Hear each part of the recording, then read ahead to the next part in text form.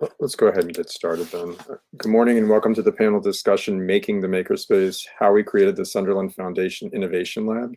If you have any questions, please feel free to ask them at any time in the Q&A column at your right and hop in. And for the sake of recording, we'll do our best to repeat the questions aloud before answering. At the moment, we'll do a quick round of introductions, provide a bit of detail and history, then move straight into questions. So I'm Jeff Sheldon, one of the two planning committee co-chairs. I work as a system administrator in K-State Library's Department of Information Technology Services. Javel? My name is Javel. I'm a media coordinator here at Kansas State University. I work under ITS, and I'm also a co-chair for this wonderful project.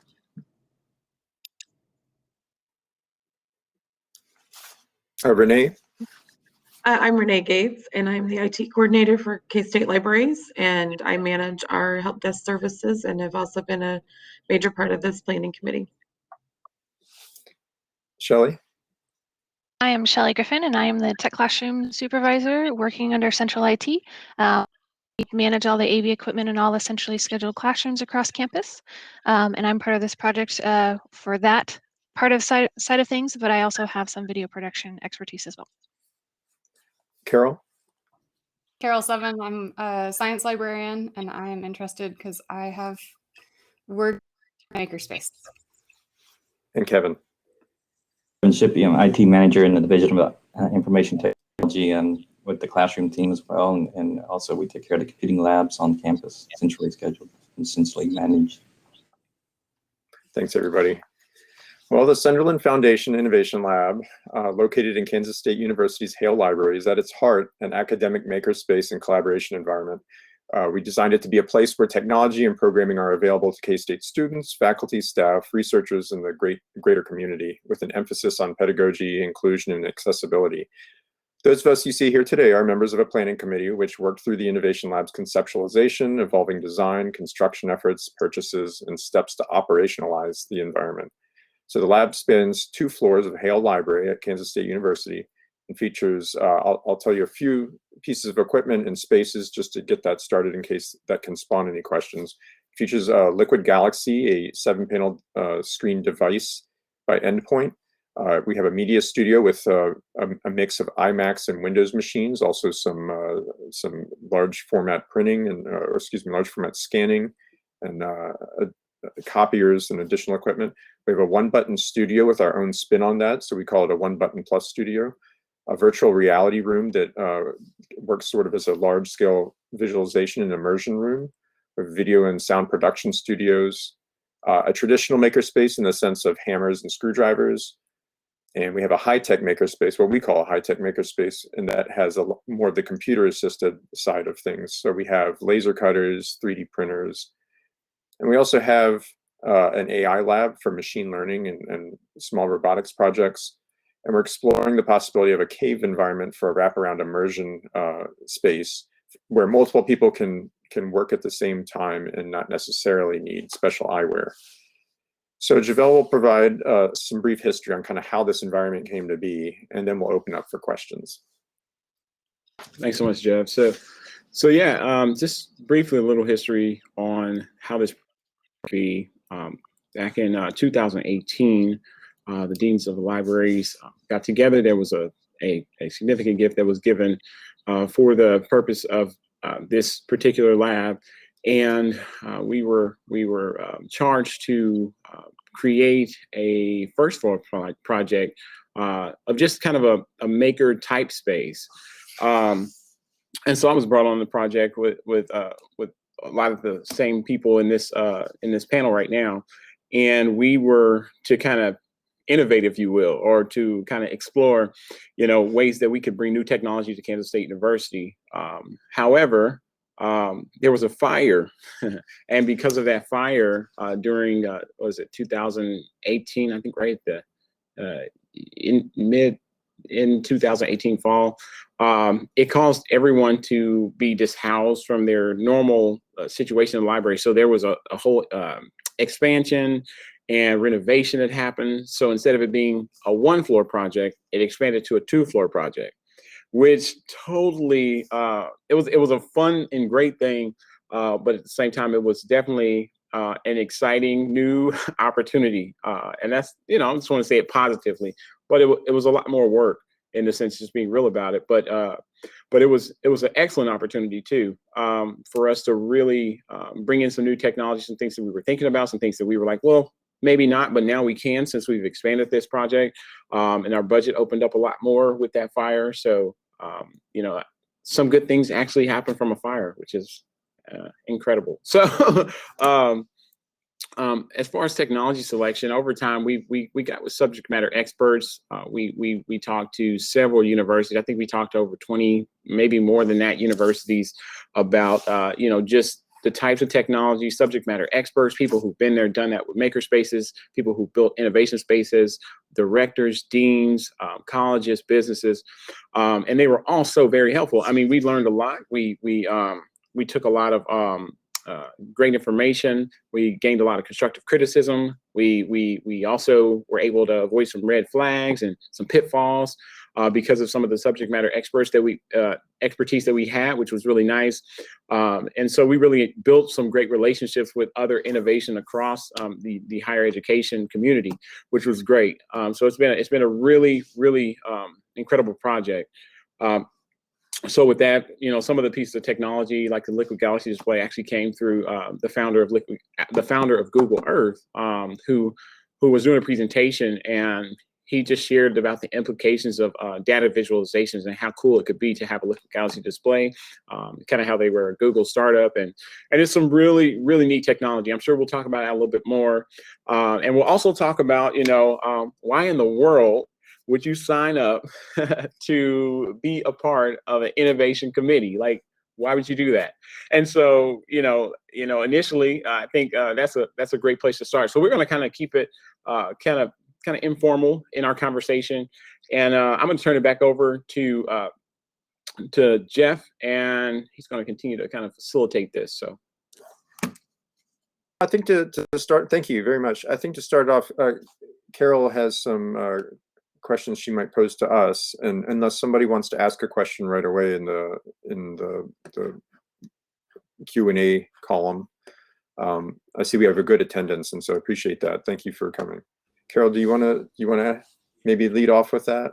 Yeah, sure. So I'm sure we covered some of the answers to some of these questions, but we're going to get an opportunity to elaborate. And please jump in at any time if you have any questions. We'll pick them up along the way. So to get started, how did this thing get started, and why is this happening?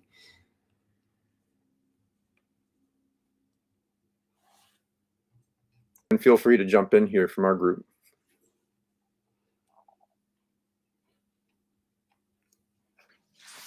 So I guess I'll chime in. I talked a brief bit about in 2018, how we were approached by the deans of the library, as well as in partnership with ITS, so from the IT side, about kind of, building and bringing in new technologies, or being innovative, if you will. And the term innovation just means, to do something in a new way. And so it's just, you're using old things, but you're also bringing new ideas to that old thing. So it was fairly broad. So we had a lot of places we could go. There was the idea of a 3D space, 3D Makerspace, VR space, several different ideas that were originally there.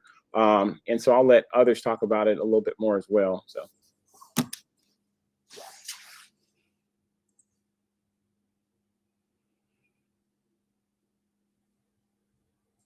What I'm kind of impressed with is that over the course of 3.5 years, we had looked at different types of technologies, and I think by the end of it, we stayed fairly close to what we started with. We had researched these different technologies. We had looked at what was being used in different areas of the university, and it turned out that we could find very good use cases for the technologies that we did choose, and we defined our spaces based on those use cases. So there's a lot of discussion like, well, we can do this, we can do that. But in the end, what we stayed with, we feel very confident about. We've talked with faculty across the university and got really good response from there. We got some good buy-in, and we have some good academic programs that are coming out of that. Right. And so been very encouraging, because when we first started this before the fire, there was, this was a sort of at an accelerated pace, and we kind of went into it thinking like, we didn't get to talk to all the people up front that we would have liked to really develop it, but after the fire and after we had the time that Javel was mentioning, that allowed us to go back, revisit those ideas, and make sure that we were on the right course. Yeah, and just to chime in a little bit further, I think the really neat thing is that we, over the course of 3 years, we were able to have roundtables and sit down with some innovators on campus, faculty subject matter experts, and I also think that the neat thing was that we were able to collaborate over time, which helped us to avoid a lot of pitfalls, especially when it came to technology selection, which helped us a lot. So. Piggyback on what Jeff and Javel were saying, I think at every single phase of the project, because it's kind of been drawn out a little bit, I think every single member of the committee has always been asking themselves and keeping it at the forefront of our minds. We don't just want to put technology in here and hope people will come and use it. We've definitely been of the mindset, we want to ask people what they would come and use, how they would use it, what did they expect to see in a space like this. And we've definitely used that mindset to drive the decisions behind the technology. Becoming even more important for some of the technology that's going to be available because of COVID and how that's changed how people are wanting to record all their sessions or different sessions to provide to the students. This is going to be a great space that everybody can come in and reserve a time to be able to make recordings in a video studio. We also will have a one-button recording studio and also a audio recording booth as well. So that'll all be available, as well as the hardware, the computers, to be able to edit the videos and audio after. And also, I think the fire was also, it was both a blessing and a curse. I mean, we didn't have a physical space to work in, but at the same time, I think the best part was the ability to be mobile. So throughout the introductory phases of this project, we were able to speak with faculty members and staff, and really we had this theme of ideation where we would do presentations and talk about, kind of what we're thinking, what are our ideas, what do we think will work for the campus, and then also get feedback from faculty and staff and those who make decisions on campus, which was really beneficial. I mean, it was something that was completely, just outstanding, and it also helped us to build more partnerships throughout campus because we, you find a common ground. And so that was, I think, the ability to be mobile and to connect with faculty and staff was huge, and to ideate. So just to tag on a little bit too, Kevin brought up COVID, and not only did we have the fire that gave us the ability to make more decisions and spend more time planning this, COVID also gave us the opportunity to think differently about the things in our space and how we might make those available to people who couldn't be there in person, whether it's because of COVID or other reasons, and for our instruction and things like that as well, to be able to be pushed out for people in a variety of ways. So I think it's really given us an opportunity to think about how we're going to present things and get the technology and the information out to people. And I think we've got a question in chat too. We've got 3 questions in the chat. Okay. So we'll start with the first here. It's a quick question. You mentioned large format scanning. Can you describe what is available?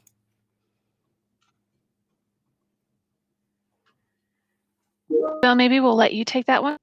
sure, I was, Jeff, or I feel like I'm talking a lot. So, but yeah. So some of the technology we have the Liquid Galaxy display, which is it's a digital visualization. It's a 7-panel display, which allows faculty, staff, and students to push content there. They can, show 3-dimensional content. It integrates with ArcGIS, also big data. There is a media studio, somewhat your one-stop shop for all things media related. That's video editing, that's 3D rendering, that's all of your digital conversion, your large format scanning. There is a I don't know if the question might be specific about large format scanning, but I don't know. Are there more details about the large format scanning? So we have a context, a Quattro context. I think it's a 4590, and I think it scans up to it's like 45 inches wide, and it's an infinite number of how long the length is. So it's a pretty high-end scanner. Maybe that answers the question. I just want to make sure. Pass-through scanner, Javel. Correct. Yeah. Great. Thanks. And we will hear more about other technology in detail in a minute. Let's get to some of these other questions. With many vendors going to SaaS, and I actually had to look up how to pronounce it because I am not a techie, or per user subscription models, have you had any challenges with licensing software for the Makerspace, and how have you overcome them? Good question for our technology classrooms folks. Kevin and Well, Shelley. we do evaluate the software that's going to be on the machines, and we are putting together a list of the software that will be available. We already have the Adobe suite on some of the computers that are in the lab right now. We plan to expand that as we get requests for additional software. We will check on the licensing to make sure that we're staying within the license agreement and work with our procurement officers to make sure that that software is something we can have on the computers. We also and services team to make sure that everything is compatible as we're putting the software on the machines, and then they're properly managed. So I think maybe one thing that might help just kind of visualize everything, and I see Gary Pratt entered a question in there about being able to share a picture of the facility layout. So Jeff, I think you have something prepared for that. If you want to throw that up on the screen, we can kind of talk about which spaces currently have equipment in them and which spaces are still being planned out. And we can also peek behind Javel. He's actually in the space today. That's correct. Yeah, that's actually pretty fun. Somewhat. Okay. One moment. I'm getting that right now. Preview.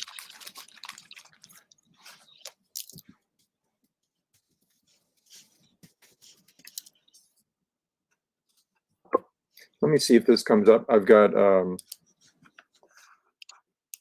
can you see a picture right now?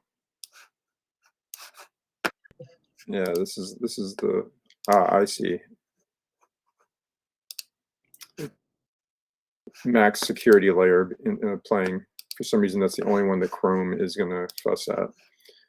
Let me try that again now. This is kind of informal. Can you see that now? Yeah. So this is the main entrance. You can see that there's still cardboard. It still has that fresh paint smell. We exist down a hall. It's off kind of the beaten path of the main area of Hale Library. So one of our first challenges was just making sure people knew where to go or what was down that hall. So we have some digital signage, and we have the banner that we've had up for some time that announces where the Innovation Lab is.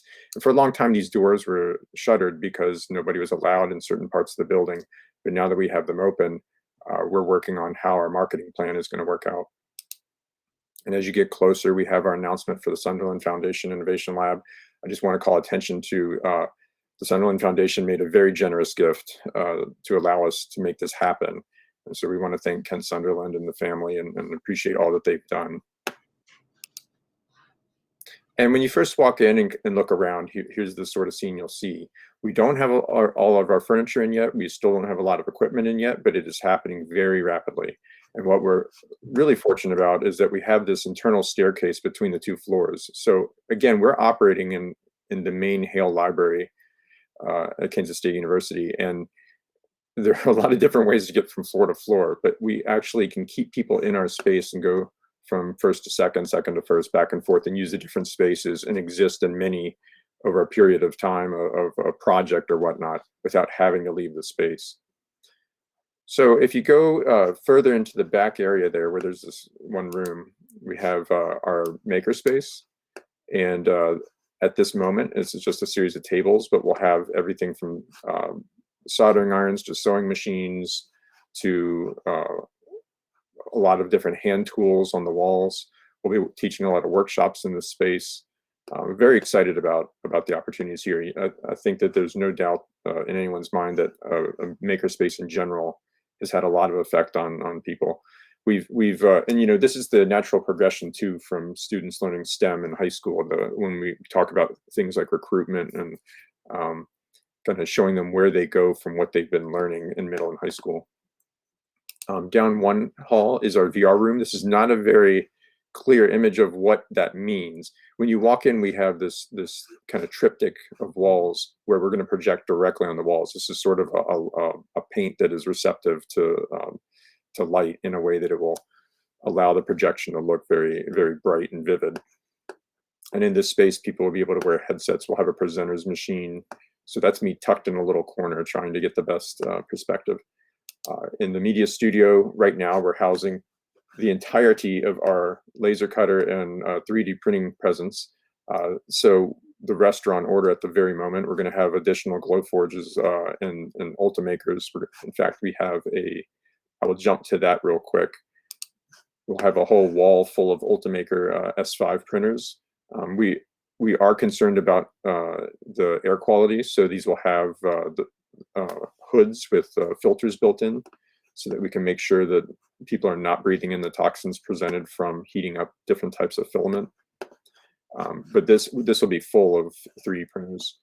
And then the room itself, for the 3D printing room, we'll have some release stations and computers where people can do some fine tuning.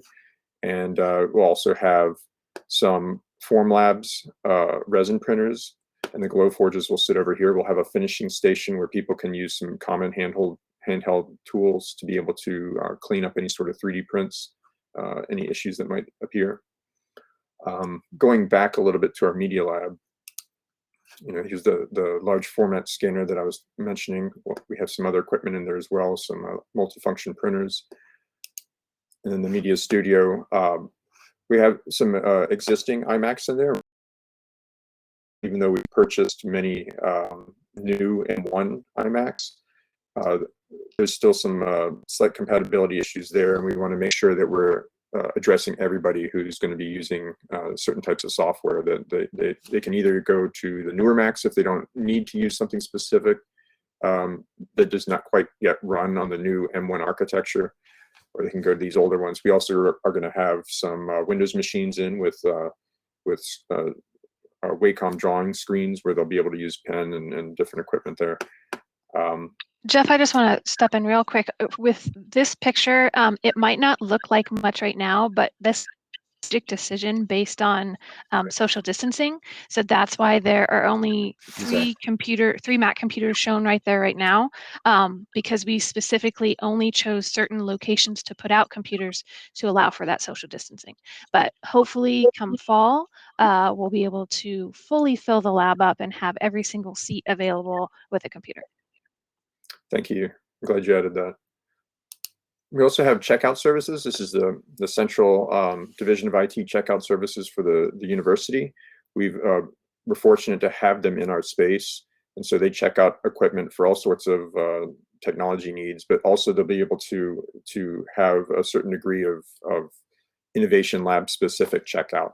So we're excited to have that option to bring people into the space, so where they can see more. Also, where they can try out different technologies in the space, that will give them a clear area where they can work on, test out cameras and get some guidance. And we have some student workers there that have been, I love the student workers we have in checkout, very dedicated folk. In our AI lab at the moment, we're going to, oops, this is a little touchy. I'll take my finger off the magic mouse. So in the AI lab, we're setting up some machines that will be able to provide workshops for RStudio and some basic machine learning models, TensorFlow, and this lab is gonna be outfitted with also some equipment that will have allow people to do machine learning on the site. We'll also be able to offload some of that that computation to server, as well as our Beocat cluster for high performance computing. And then we have some other spaces that are a little more vague, like just some collaboration spaces. We'll get some tables in here, we'll have some whiteboards scattered around, drop extension cords, build a variety of things. And then some basic display cases where people can put their work and show that off to other people who walk into the space. So there are some other rooms I did not include in here that are accessible from the hallway. Things like our cave and our video and audio production spaces, excuse me, video and sound studios. And those rooms are basically just kind of squarish rooms, and we're going to fill those out with equipment as well. So I hope that's gives an idea of where we're at right now. Thanks, Jeff. I wish we could do that in person because it's a really amazing space. And hopefully when we open, you'll all come and see it in person. We have a really good question from Andrew. How did you reach out to faculty to get them to begin to integrate the space into instruction and student projects? What are the initial plans for the first year to get the word out? So I'll chime in. I'll let Jeff kind of piggyback. We'll tag team. So first, I think that's a great question. Actually, is how do you reach out to faculty, and how do you get them to begin to integrate into that space for instructions for students and projects? So one thing we were very fortunate to have was the library. So each library has a liaison to each college, and we've been able to really utilize that with creating subcommittees, including those some key librarians on those subcommittees in order to communicate as liaisons to those different colleges and departments, which has been super helpful because they're able to communicate the ideas directly from the committee. And then in turn, they can ask questions and bring those same questions back. We've met with some of the faculty and staff who had inquiries. And we're also continuing that same kind of grassroots idea in communication, even as we're open.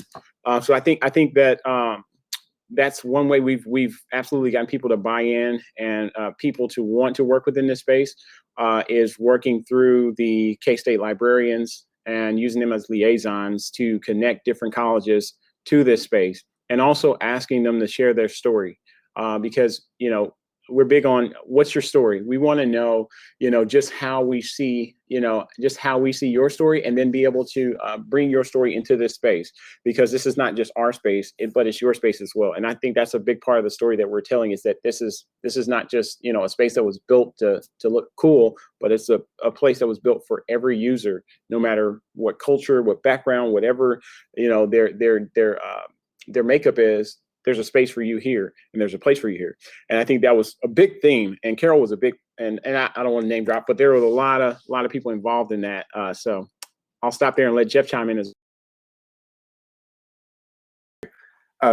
yeah, I'm glad you mentioned the library liaisons there. I think one thing we've discovered, they've been around for a while and they've been working with faculty, but the faculty comes and goes sometimes, and we're discovering that some faculty don't know what to make of a library liaison. And so we have the opportunity of not only having the liaisons reach out for us, but also we can help further promote their mission. And in turn, that feeds right back into us. So whenever we do meet with folks, we make sure to invite the liaisons and also work through the liaisons to learn more about different departments and what they're doing. Another way is simply just knocking on doors. We have a very good series of communications through the university, and one of them we have our K-State Today, for instance, that shows what's going on. We have our Research Weekly, and those show on the university. So you hear about somebody who just got a grant because they're doing something with printing electronics with 3D printer and doing things in a very unusual way. It's just like, okay, let's call that research lab and let's talk with those are grad students. That's fine. Let's talk with the grad students, or let's talk with the person who runs the lab. right.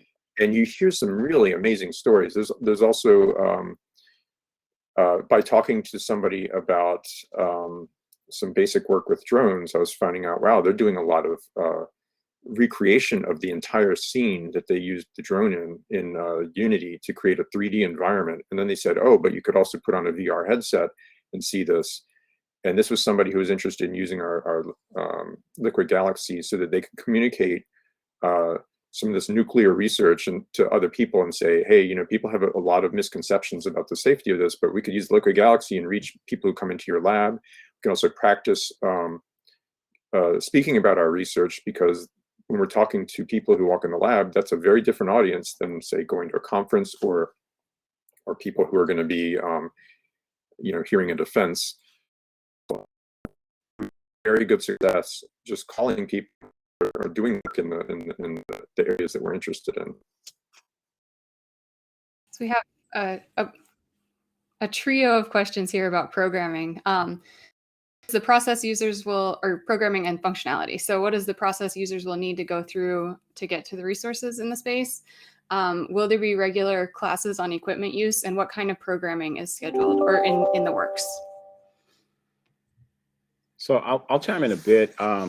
So I'll start with the programming opportunity. So I'll say this to anybody who's planning to do a Makerspace subcommittee. They are huge, and they help, and they also help you keep your sanity for those who may not, you know, some may have subject matter expertise in one area, and then others may have, you know, expertise in another area. So, you know, when you have your committee and when you're forming your committee, make sure you break down your committee. So we have like a hardware committee, we have a programming committee. I know we have a steering committee. So there's a ton of committees that are involved, kind of layered within this project. So I think that's key for anyone who's going to do a project like this. Make sure you create as many subcommittees as possible, which means you're going to be in meetings. Yay! But the program committee has been absolutely incredible in developing programming, in developing new ideas for programming, and integrating those departments and colleges into that. And they're coming out with a timeline and developing all those different things on the back end. I just want to make sure I'm getting all these questions. Jeff, you want to chime in on the process the users will go through for the use of resources in the space? Sure, and if anybody else wants to speak up too, feel free. So to be able to use the equipment in the space, we've looked at this from different angles. In some universities, they have just allowed their students to go straight into the space and start working with equipment. They say they don't want any barriers between students coming into the space and using things. And they found that in many cases where somebody is given the freedom to walk up to equipment, if they have to choose between just using it and not knowing what they're doing versus asking somebody for just a little bit of help, they almost always lean towards the asking for help. However, there is certain equipment that we are a little concerned about people using from the start. You know, it's very easy to go in and put a chunk of PVC into a Glowforge and then suddenly worry about whether that can even be filtered out of the filter that we have hooked up to it. So we've had again, a few different approaches. One is that we will allow most people to come in and just use equipment. Where that equipment is concerning, we will have labels, QR codes, things like that encourage the use of training. We can't keep our eyes on every piece of equipment, but we certainly intend to be available. We also have student workers who are on both floors, and so the student workers will be able to walk around and just assist people and let them know that they're sort of the Apple Store kind of student workers. And there are things like, you know, 3-minute intros. People just get a quick overview of the equipment. They get told a little bit about it. But the main thing is we don't want to put barriers between people and that equipment. Most people who walk up to something, right, have a general idea of what they're trying to do. And when they don't, we know that we won't have too much trouble giving them the information they need. We also will have training material through our website. We'll have training material through Canvas, the system that the university uses for teaching. And then as far as programming goes in general, we have a good, as Javelle was mentioning, we have a good team there. We also have some support from our administration where we've been cataloging the types of programming activities as we've been talking with different faculty. And we rank those. We meet with the faculty to further develop where we just saw general interest. We find ways to tie that into the equipment so that it works with, like maybe the students come in to just do a project and they might use several different spaces and several different pieces of equipment. Or there may be more of a long-lasting relationship where we offer a service that other location does not. So we do have some partnerships there where where they say, oh, you have a whole 3D printing farm. That's great. We don't have that. And if you have that, we don't need to have that. Plus they get to use that in their other areas of interest. So I don't know if that details everything that's of interest, but that's the general idea of how we're approaching this. I think we're also going to have a way to be able to schedule some of those studios, recording studio environments as well, and have the scheduling panels available so that people can see when the rooms are going to be available. One other Correct. thing that we've talked about is putting up some sort of community board or ambassador board or something like that, so that, you know, someone who's walking into the space who knows nothing about 3D printing, if they want to talk to other students who are really passionate about that, who know what they're doing, and form maybe interest groups or things like that, we're going to try to have a place in the lab or, you know, virtually, so that those people can meet and get ideas off of each other and help each other along, and not just having to come to the full-time staff or the student employees who work in the lab, but really taking those ideas outside of the lab and continuing to talk about it amongst their student peers. And I think too that we really see this lab as a connector, kind of a hub to connect people and the equipment and everything else. And then some of the programming that we've talked about too is community outreach. We want to make sure that we bring in people in the community. We're actually starting this summer with a cause workshop. So we'll be doing that in June, I believe. So we've got several things lined up and more to come. I think there'll be some things that'll be regular every year and some things that will be new as we find new experts to come in and help us out as well. Add on to that too. I'm glad you mentioned that. So that's some of the ways that we do plan to provide the programming, other than just having students come in or you know, helping with occasional projects. Workshops are going to be a big part of this, especially in the beginning, to get people into the space and to see what they can do. That we'll have workshops for different areas of interest, and as Renee's pointing out, that in the summer camps are a very big thing with that outreach. You know, having the connections with the school system, being able to connect with other maker spaces, even in the city. Also giving tours to other locations. We have a number of public libraries and other universities who've expressed interest in coming out and taking a look. And then presenting it, I mean, at opportunities like this is to kind of help promote what we're doing and to bring people in. That's, we've made some really good connections, I believe Javelle mentioned, with other universities. And so we've had some collaborative experiences already there. And so a lot of good opportunities once you get talking. So an interesting question from Shellen here. What are the competing visions for the Sunderland Foundation Innovation Lab, and which visions won out and why? I think there were a ton of competing visions. Why do I say that? I think whenever you bring subject matter expertise into a conversation, into a room, and you say, hey, build this, you're going to have a lot of people who have different perspectives on how that should be built, right? So I think we use a lot of group thought. That's been vital to our project. We've talked to other universities and kind of seen what they were doing. We also talked to people who were very blunt, about things that we may want to avoid.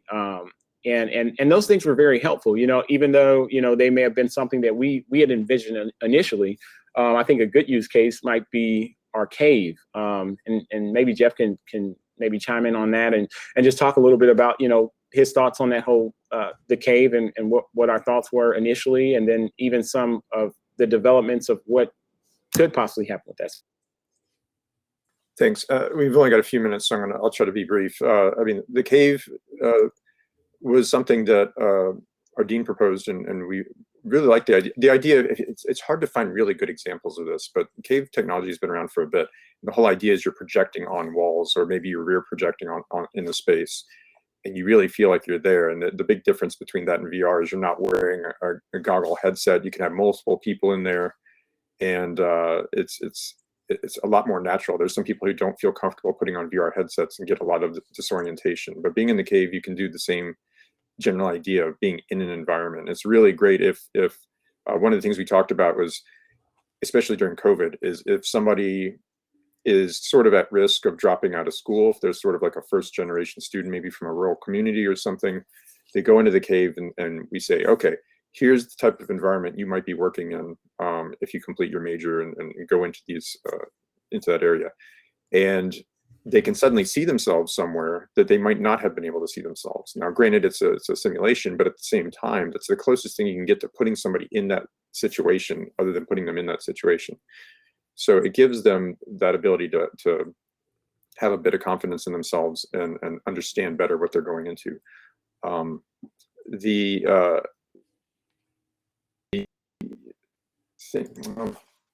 There's one other thing that somebody brought up I wanted to go back to, but I'm sorry, I just dropped that thought. So, if anybody wants to pick up, feel free. So another bigger picture question from Andrew here. How do you plan to stay on the cutting edge of innovation and enable students who may be experts on technology that is new, technology that is so new to staff that we aren't aware of it? How do you evaluate new hardware requests? I do want to make one comment real quick because that just reminded me of what I wanted to say. So with technology, we picked all this technology and there's competing technologies and such, and some things had to go, it's true. But with that question, if you look at like the new iPad presentation, when they go over everything it can do, I'm watching that video and I'm thinking, that sounds like everything we're doing in one device. You know, how do we tell students that it's worth coming into the lab instead of just buying like an iPad and doing your augmented reality and doing your video production and all that? And it's really about being able to connect with people, to bring people together, to be able to give them the expertise and the knowledge and sort of the tribal knowledge and help them come up with new ideas of how to use those technologies. You know, you sit down in front of that new iPad, it's like, yes, you could do some things, but having the ability to be around experts and to see different ways of using that technology and learning through that manner and applying it with your studies and projects, that's really the big difference. I also just kind of want to step in here and say, one of the things that we want students to understand is that you don't necessarily have to have the newest, the latest, the greatest, whatever. You know, not everybody's going to have the means to step into that new iPad or that iMac Pro or whatever it may be. So we want to be able to provide people different levels of entry. You know, for the AI lab, we may have a low entry point that you know, here's a laptop with Linux on it that you can get started on. Here's another setup that has a few more options, and then here's our top of the line things, so you can actually do those really exciting things that require some intense processing.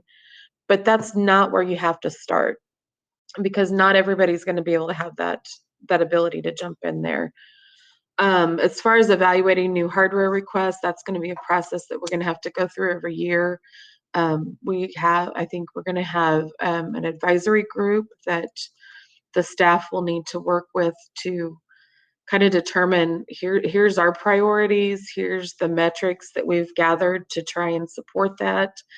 And then there may be some evaluation from that steering group or advisory group to guide us in those purchases. Since we only have a couple more minutes left here, I think we'll wrap up with a question that should be fun. What excites you most about the grand opening or about the spaces that are coming online? And first, and just say, seeing that excitement as somebody realizes they can do this, you know, for the first time, that, you know, we want people in this space who don't feel like they belong in this space, who don't think technology comes naturally to them, or who have never had an opportunity to see this kind of stuff. And so seeing that light flip on, that, oh my gosh, I really can do this. That's what I'm most excited to see. I'm most excited for the non-tech makerspace and then the makerspace, or the high-tech makerspace, just seeing the different ideas that people have and actually make a physical object out of, and then hopefully being able to fill up that glass case and kind of see what people create, and just the fun things that you can do and take out of that. That's exactly what I was going to say too, just being creative and just because there's so much that people can do in this space. And I know there's so many creative people on campus and off campus that are going to be coming onto campus. And this will draw them to the university even more to see that they can actually do these kind of things, not just go to classrooms, but there's other activities that are available here at the university. I'm also excited to see more faculty become believers. When we were cutting journals, that was a big issue on campus. And meanwhile, and we brought this up in the Innovation Journal Club, or the meeting, session we had yesterday. So please look for that as well. We had a bit of a PR issue there because here's this big lab coming that cost a lot of money, and people were wondering like, well, why are we cutting journals and things when you have this coming up? But it's first it's a different type of animal, and second, it has its value. And I think that people are starting to come around to that and really realize like, yes, there's a lot of new technology and things you can do, but and yes, I can get some of this stuff at home, but they're starting to see their students being able to, they're connecting the dots, and they're seeing the way their students can actually benefit from this and how they can write this into their syllabi and all that. I'm just really looking forward to that change.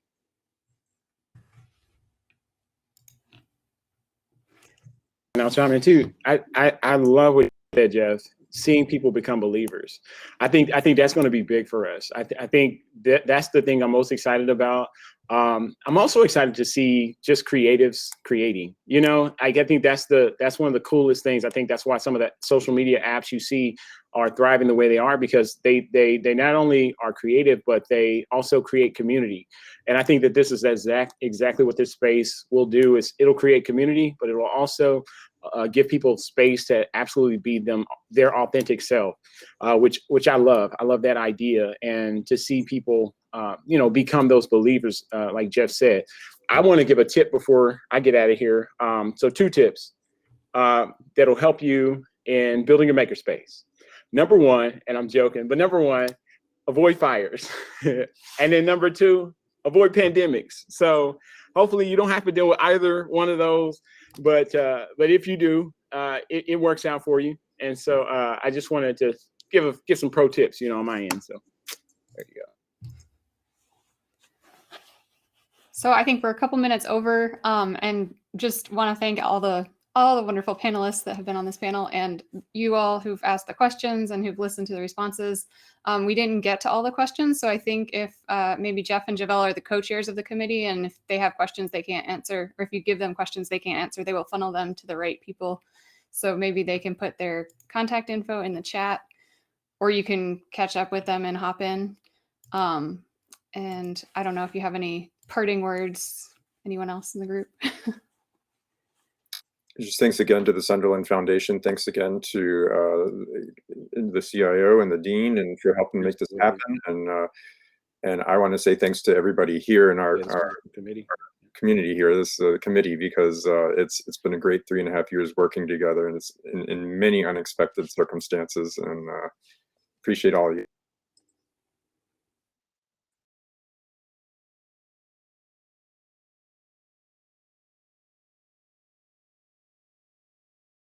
I guess with that then, thank you everybody for attending. We will put our contact information in the chat and try to address any final questions, and wish you the best. Have fun at Czech. Thank you all.